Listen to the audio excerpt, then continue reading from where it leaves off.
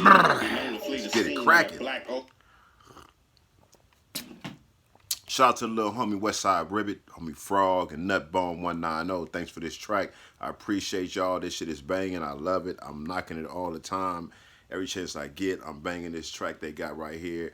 Westside Ribbit and Nutbone and other homies that's on there as well. But shout out to them. I appreciate and support everybody who's doing something with their life, who's trying to make something happen, who is trying to make a difference and not just sitting up on somebody's couch playing motherfucking video games and shit like that, right? Y'all know what I'm talking about. Y'all know them type of dudes who got the bone, who got the blunts, who got all this shit but don't want to work, just want to sit up and play games. Come on, man. You outdated, bro. You better step your game up, do something. I don't give a fuck what you doing. Even if you out there in the field game banging, put in that time in the studio. Go in there, put it in, man. Whatever you're doing, you got if you out there in the field, you going to school, you in these colleges, get it in, man. Don't play no games, man. Take care of business, because everything else gonna be there. See, when you're dealing with a lifestyle, hold up, stop. I know you cowboy headers don't like my cup and my shirt, right? Hey. But if you haven't already, please like, share, and subscribe. I really appreciate that. Thanks for tuning in, all of y'all, from wherever you're from. I don't care where you're from, what side of the fence you're from, what race you are, what nationality, what state, what country. I don't give a damn. Thank you. Thank you for tuning in to this show right here to hear more about the Game Bang culture from the Game Bangers Life Coach. So, in this episode right here, I'm going to go ahead and dig in. I'm going to stay in 1986. This is something else that happened. See if y'all can see that. Let me see. All right. I got stabbed right there, right? So I'm going to tell y'all how this happened. 1986. As I said before, over here in South Inglewood, which is considered to us Inglewood's section of Inglewood. Be clear. Only this section is considered Inglewood's. The rest of this is called Inglewood over here. The Crips is reasons why this is called Inglewood's. Century and Prairie, this part over here. Everywhere else is not considered Inglewood's. Let's be clear about that. So when people say Inglewood's, it's just this certain section, which is South Inglewood blended into the Lenox area. This is the Inglewood section of Inglewood, period. And the Raymonds and the Tungans is the ones who press that the most, because that section is different from the rest of the city of Inglewood. If you look at the city of Inglewood, all around the city of Inglewood, then you look at this section over here, look at the housing structures, and look at all this over here, how it look. I'm going to tell y'all where the name Inglewood's come from in another episode. But this episode right here, this is Game Bangers Near Death Experience on a Saturday night. I'm going to tell y'all something different. So this one right here happened 1986. Shut up, man. Come on. You always start bark when I'm on the camera. What the fuck? Come on. What's wrong with her? She don't... hold up. What's up with you? Huh? Huh? What's up? What's up, girl? Yeah. Everybody say hello to Lala. What's the deal? Blue Brendo. What up? Good girl. That's Lala. But on Century Boulevard in front of this airport motel, y'all been drinking, y'all. I'm chilling, just Bruto. But anyway, we hanging out on Century a lot of this time. One of the G homies pull up in his lack. He pull up with my homie, Lil Blackbone, rest in peace. Lil Blackbone, a.k.a. Crazy Face, 120 Raymond. But this time his name was Lil Blackbone, 120 Raymond. It's my low. Anyway, Lil Blackbone and one of the other homies pull up. We out there hanging out. The homies out here, they drunk, they faded. They in the airport motel. They come to pull up on the deuces, the 10 deuces, maybe 10 deuce Raymonds. They pull up over here. We out here hanging out. The big homie tell Blackbone, Lil Blackbone, take off on this nigga. This dude coming down Century, minding his own business. He's just riding a bike. Now, mind you, this is a husky type cat. This is a cat like, he got on one of them fucking fatigue jackets and shit type niggas. And he on the 10 speed. Niggas on the 10 speed back then. And he had this little show dog, a Thunderbird. For y'all don't know what a show dog is the little small bottles of the cheap wine that we buy in the hood called Thunderbird and Night Train, Wild Irish Rose, and all that other kind of shit. Yeah, Night Train, Thunderbird, Wild Irish Rose, Silver Satin. Yeah, I know you was thinking Silver Satin. Yeah, you, because you was like that. You didn't mention Silver Satin? Go forget you, bruh. Silver Satin with the Kool-Aid. Come on, we did that from the 80s. Come on, come on. What the fuck? So, dude was coming down the street on his bike. He had this bottle in his back pocket. Now, the G homie tell the Black Bone, he tell the Black Bone, get off on that nigga. This is on Century because he's riding through our hood. So we're just riding down Century. I don't know if this dude was affiliated or not. I don't think he was affiliated. To me, he reminded me of one of my uncles. He reminded me of somebody who was just like, older brother just coming from the liquor store, bought him a show dog, a night thunder. I think it was Thunderbird bottle. I think probably Thunderbird. He had it with him in his pocket. And he's riding down the street. He's riding past us. And the G homie like, take off on this nigga. Now, pause for a minute, y'all. Think back to this. What I just said in the video about Jada Pinkett being a shot caller. See how this happened? The big homie told the little homie, little Black Bone, take off on this nigga. I had to take a drink because I want y'all to process where I'm going with this, right? Jada Pinkett Smith, Will, took off on that nigga. Come on. Come on now, y'all. Y'all get it? See what I'm saying? The comparison. This shit that going on in the hood. People don't get that. This is the shit that goes on in the hood and in prisons. This the culture. Jada Pinkett did some shit out the gang culture. And Will took off. So the big homie told the homie, Lil Black Bone, get that nigga. Lil Black Bone took off on this dude on the bike. This dude was minding his own damn business. He didn't know nothing about us. He just was riding home, probably went, had his last little change or whatever when he got him a show dog or Thunderbird or whatever. And he went to CU Liquor. That was right on Century, right across from Jack in the Box on Flower right there. He come from there and he's going back towards Prairie. Airport is west of Prairie. Airport Motel is west of Prairie. So we in front of the airport. He headed back down towards Prairie. And the homie told him to take off on him. The homie take off on him. So now the homie Lil Black Bone fire on this dude. This dude, right away, with his bottle. Ha! He got the damn bottle. He done bust the bottle some kind of way. He did some old player type shit. So I don't remember seeing how the bottle busted, how he did it. He might have busted the bottle on the homie. I don't know. But I know he squabbling with the homie and cutting the homie in the jaw with this bottle. Now, keep in mind, people, the big homie sent us on this mission. The big homie sent him on this mission, not me. He told him, get off on this nigga, right? Little Black Bone, get off. Here it is. You getting off on a grown man. It's when we young kids still. We still teenagers. At this time, I'm like 16. Little Black Bone might have been like fucking 17. Little Black Bone could have been 18 because I think he had been a YA already. I don't know. But still, here it is. Take off on this nigga. Because the big homie said it. Little Black Bone faded. Some dumbass shit, right? Rest in peace, homie. I love you for sure that. You know that. But still, how he went out. Against a grown-ass man. Nigga in fucking fatigue shit. Like on a 10-speed type ass nigga jump off the bike and just, start getting with the homie with this bottle. Cut the homie all in the jaw. All right here. What? Come on, I'm obligated. I'm right here. I'm from Raymond. We on Century. Big homie still like, yeah, y'all get him. Nigga got a bottle of E&J in his hand. Serious shit. I cannot make this shit up. Big homie, I don't want to put the big homie out there. He know who he is when he see this motherfucker. But he out there with the motherfucking E&J bottle. He like, yeah, get him. Whoa. But the homie getting dusted. So now I jump in, right? I got to go to the homie rescue because the homie's faded. First and foremost, the homie is faded. He shouldn't have been trying to take off on this grown-ass man when we kids. This nigga's a grown-ass man. Bulky night nigga. Just picture a motherfucker with like a little fro and shit riding through your hood on a motherfucking 10-speed with a fucking camouflage jacket on. And fucking, he mind his own business. He got his little show dog, a Thunderbird in his back pocket. He going home to drink, do what he do. Now here comes some little young punks when they're like, nigga, get off on this nigga. Because the big homie told him to do this. So this grown-ass man shit probably ain't even affiliated with nothing. We don't know where this nigga's from. But this nigga worked that bottle and cut the homie, Little Black Bone, in the jaw right here.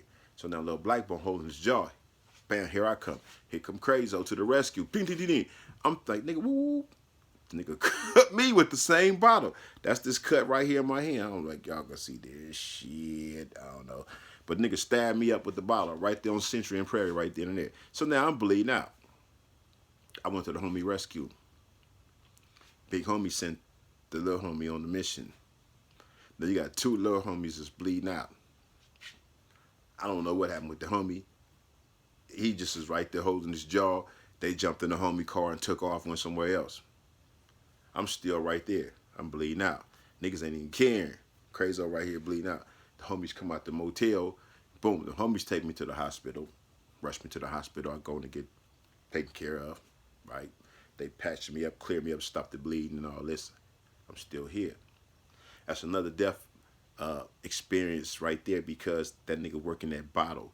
Because that nigga could have cut me here. Because then he cut the homie right here. But he cut me right here. If he would have cut me slash right here, I could have bled out even worse.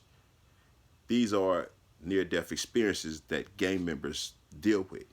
When you active gang member, you out there really in the field. You out there really gang banging, bro. Period. You out there really gaming, you gonna get into some shit. If you out there hanging in your hood 24/7 on the block, game banging, straight up basic game banging, you gonna get into some shit. You cannot expect to be in your hood like that and don't expect to get into some shit. All the shit that happened to me is because I was in my motherfucking hood.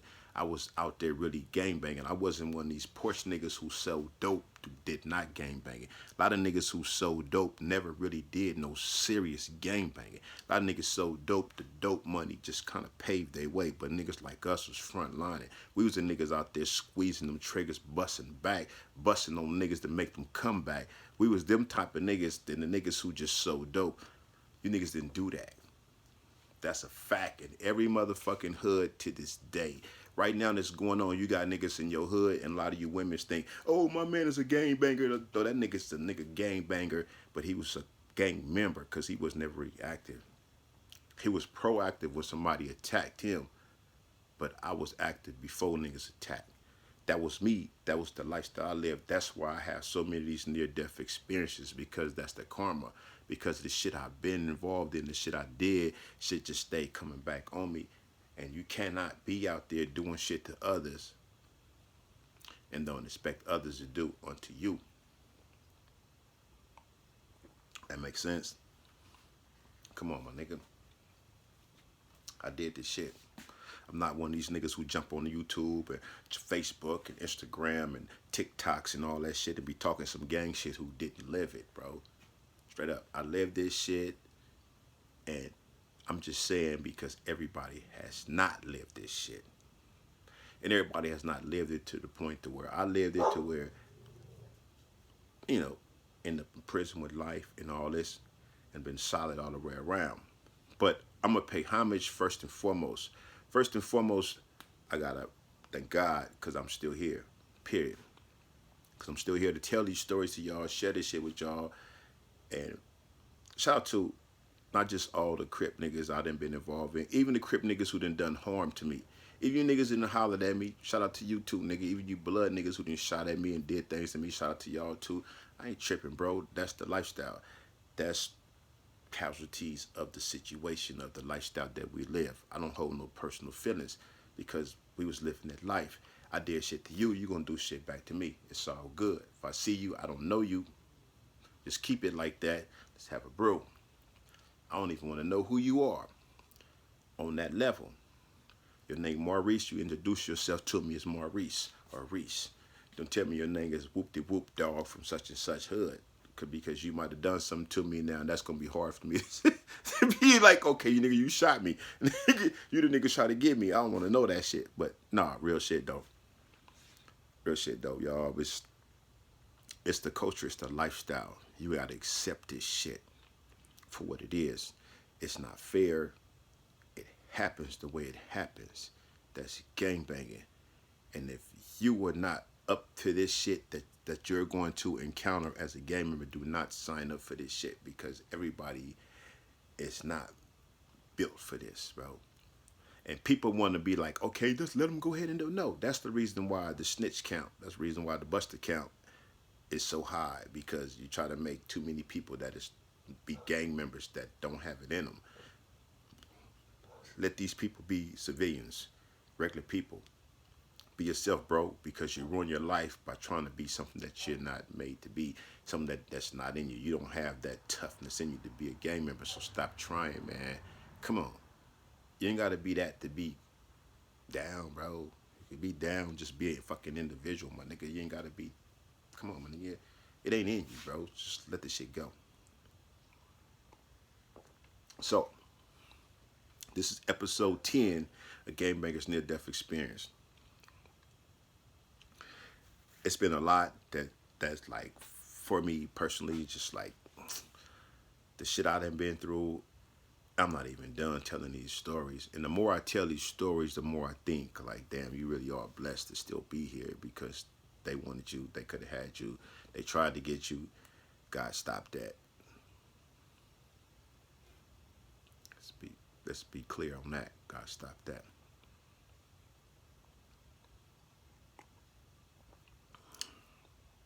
God stop that, man. For all y'all that tried to kill me, God stop that. Wasn't time, man. You know, I'm here for a reason. I'm here to do something else. Not just represent the Cowboys, right? Ah! I'm gonna represent the Cowboys forever, though, man. This is what it is.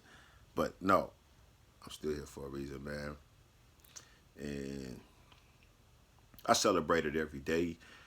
You know, just to been through everything I done been through, and had life in prison. I'm free. I'm healthy. I'm good. I'm just, my name is good. I didn't go to prison and mark out and become no motherfucking buster. I don't got none of that on my name. You trolls can hate on me because you don't like where I'm from. I don't give a damn. So what? Everybody don't like somebody. You niggas hated on Jesus, niggas. So why wouldn't you niggas hate on me, right? I'm just saying, man. It's just been a lot of shit that then took place. And once again, the more I talk about it, the more I reflect on it. And I just realized, like, damn, you done been through a lot, man. I know a lot of people who haven't been through half of what I've been through. Cool thing about it, I didn't have to go through this shit. I chose to go through this. And there's a lot of y'all right now who's watching this video and your life is similar to mine. You don't have to go through this. Don't go through it, bro, because you might not be as fortunate as me. You might not be able to go do 21 years straight in prison and come back out of here and boom, be in a situation as me. Everybody's situation is different. Your situation is different from mine, so don't try that. You know, you young cats, Crips and Bloods, whatever, you essays, whatever, man. Listen to this shit, homie. This is for all y'all, man. This shit I done been through, just trip, right? Just trip, just like watch my videos, just listen to that shit, and just reflect on your own life, and just think like, damn, am I gonna be able to survive this many near-death experiences and get on YouTube years from now and talk about it? Probably not. The fact that I am still here years later and able to talk about it is why I talk about it. Because I'm not even done with these near-death experiences. This is just one where I get stabbed up in here. I got bullets in my back. I even got to those stories yet.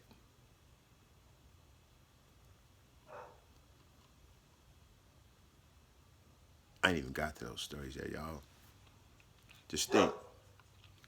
All right, man. She needs some attention.